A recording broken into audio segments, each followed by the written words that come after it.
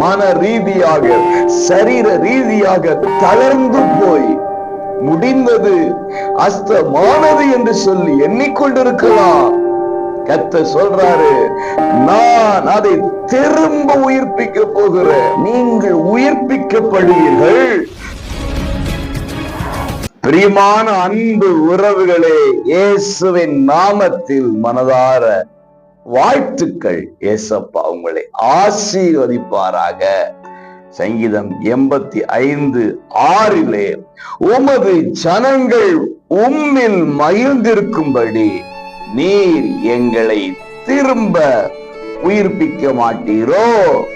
அன்புக்குரியவர்களே, நாம் மகிழ்ச்சியாக இருக்க வேண்டும் என்று கர்த்தர் இயேசு விரும்புகிறார்.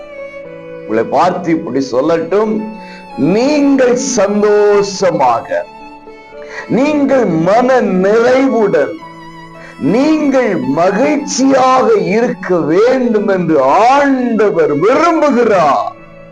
அதற்கு அவர் என்ன செய்ய போகிறாராம் தெரியுமா? உங்களை உயிர்ப்பிக்க போகிறார்.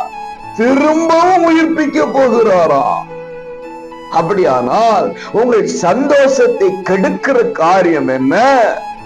உங்கள் மகிழ்ச்சியை கெடுக்கிற காரியம் என்ன என்றால், மரித்து போன சில சூழல்கள், இனி எழும்ப முடியாது என்று நினைக்கிற சில சூழ்நிலைகள், கர்த்தர் இன்றைக்கு உங்களை உயிர்ப்பிக்க போகிறார். இழந்து போன சமாதானம், இழந்து போன சந்தோஷம், இழந்து போன மன நிறைவு, திருப்தியை கர்த்தர் திரும்ப ரினியூ பண்ண போகிறார். உயிர்ப்பிக்கப்படுவீர்கள். மகிழ்ச்சி கடந்து வருவதாக. God bless you.